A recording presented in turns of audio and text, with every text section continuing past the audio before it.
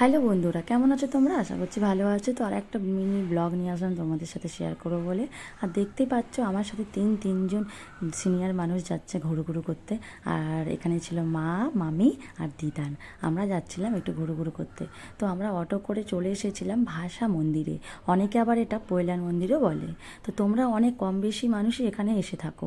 আর যারা যারা আসোনি তারা অবশ্যই একবার এখানে হলেও ঘুরে যেতে পারো। তো জায়গাটা খুবই সুন্দর। তো তোমাদের সাথে একটু শেয়ার করছি, তো চলো দেখতে থাকো। আর এই যে এনাদের নিয়ে এসেছিলাম একটু ঘুরু করার জন্য। খুবই তো আমি শুনেছিলাম এখানে ফোন অ্যালাউ করে না ভিতরে, তো আমি লুকিয়ে কিছুটা হলেও ভিডিও করেছি আর তোমাদের সাথে সেগুলোই শেয়ার করব। তো তোমরা পুরো ভিডিওটা দেখতে থাকো আর সাথে থাকো। আর যারা যারা আসোনি, আসবে ভাবছো, তারা অবশ্যই চলে এসো। কারণ এরকম সুন্দর একটা জায়গা আই থিঙ্ক এত কাছাকাছি তোমরা কোথাও পাবে না। আর এখানে ঢোকার জন্য কোনো টিকিট লাগে না, এমনি সবাই ঢুকতে পারবে, ফ্রি এন্ট্রি। তারপর ভিতরে গিয়ে পুজো দিতে পারবে। তো এই যে আমি আজকে পরে এসেছিলাম সাদা কুর্তি, রেড ওড়না, রেড প্যান্ট। কেমন লাগছে অবশ্যই কমেন্টে জানাবে। ভালো লাগলেও বলবে, খারাপ লাগলেও বলবে। তো যাই হোক, আপাতত আমরা ভিতরে ঢুকে গেছি আস্তে আস্তে। আর আমি যে লুকিয়ে চুপি একটু ভিডিও করছিলাম তোমাদের সাথে শেয়ার করবো বলে। তো যাই হোক, ওখান থেকে আমাকে খুব বকাবকি করা হলো যে কেন ভিডিও করছেন, ভিডিও করবেন না, চারিদিকে সিসিটিভি ক্যামেরা লাগানো। তো যারা যারা আসবে ভাবছে অবশ্যই চলে। উপরে ঘোরাঘুরি করার পর আমরা নিচের দিকে নেমে গেলাম। আর যত সন্ধ্যা হচ্ছিল তত কিন্তু লোক বাড়ছিল। তো আমরা আসার সময় একটু কম লোক ছিল, তো আমরা আসার পরে দেখলাম প্রচুর লোক বেড়ে গেল।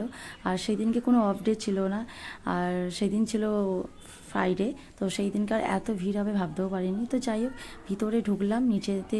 এই যে দেখো কি সুন্দর মন্দিরটা।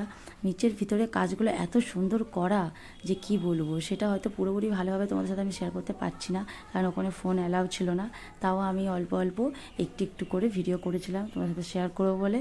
তো যাই হোক, ভিতরের কাজটা খুবই সুন্দর ছিল আর উপরে মন্দিরটাও খুব ভালো ছিল। তো আমি অনেক কষ্ট করে ভিডিও করেছিলাম। আর এখানে এই যে এটা হচ্ছে শিবের মূর্তি। তো এখানে তোমরা এসে জল ঢালতে পারবে, পুজো দিতে পারবে। আর এটা ছিল গোল্ডের, তো এটা ছিল কাঁচের ভিতরে।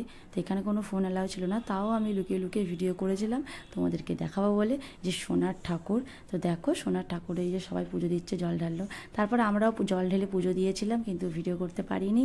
আর এখানে ঢোকার সাথে সাথে এই যে এখানে একটা ক্যান্টিন ছিল, ক্যান্টিনে গিয়ে আমরা একটু খাবার অর্ডার করে দিয়েছিলাম, কারণ অনেকক্ষণ বেরিয়েছি, কিছু খাওয়া হয়নি। তো মা, দিদা আর মামি বললো চা খাবে, কফি খাবে। প্রথমে এসে টিকিট কাউন্টার এখান থেকে টিকিট করে নিতে হবে। তোমরা যে যা খাবে সব কিছু ওখান থেকে টিকিট করার পরেই তোমরা খাবার পেয়ে যাবে, ওখানে গিয়ে দিতে হবে। তো আমি একটু ধোসা অর্ডার করেছিলাম, আর মা, দিদা সবাই চা, কফি এসব খেলো। তো তারপর খাওয়া দাওয়ার পর আমরা চলে আসলাম সন্ধ্যা আরতি দেখতে। আর এই যে সন্ধ্যাবেলা এত সুন্দর লাগছিল, লাইটিং লাইটিং ছিল, মানে লাইটিং জ্বলছিল, যখন লাইট জ্বললো তখন এতটা সুন্দর লাগছিলো যে কি বলবো। নিজের চোখে বিশ্বাসই করা যাচ্ছে না যে এত সুন্দর জায়গা। আর এটা আমার এত বাড়ির কাছে, আর আমরা এতদিন আসিনি এখানে। তো এটা নিয়ে আমার দুবার আসা হলো। মনে হচ্ছিল যে আরও একটু থেকে যায়, যেতেই ইচ্ছা করছিল না এখান থেকে বাড়ি। তো তারপরে আমরা উপরে উঠে আসলাম, কারণ এখানে সন্ধ্যা আরতি শুরু হয়ে গেছিলো একটু পরেই। তো আমরা সন্ধ্যা আরতি দেখার জন্য বসেও পড়েছিলাম। আর সামনে অনেক ভিড় হয়ে গেছিলো, তো আমাদের পিছনেই বসতে হয়েছিল, তাই তোমাদের পুরোপুরিভাবে দেখাতে পারিনি। আর এই যে এখানে পুজো শুরু হয়ে গেছে, আর সবাই মনটা ভরে যাচ্ছিলো সত্যি বলতে। তো যাই হোক, তারপরে নিচের দিকে এসে দেখলাম এই কাউন্টারে এখানে সব বিক্রি হচ্ছে আয়ুর্বেদিক জিনিসপত্র। তো তোমরা এসে এখান থেকে আয়ুর্বেদিক জিনিস নিতে পারো, খুব ভালো আর খুব কম দামের পাওয়া যায়। তারপর এখানে সিংহাসন বিক্রি হচ্ছিলো, মানে সিংহাসন পাওয়া যাচ্ছিলো কম দামের মধ্যে। তো তারপরে আমরা বাড়ি চলে আসলাম কেনাকাটি করে নিয়ে। বাড়ি এসে ফ্রেশ হয়ে আমি ড্রেস চেঞ্জ করে নিয়েছি। তো ভিডিওটা এখানে শেষ করছি, ভালো লাগলে লাইক দিও, আর দেখা হচ্ছে নেক্সট ভিডিওতে। আপাতত টাটা।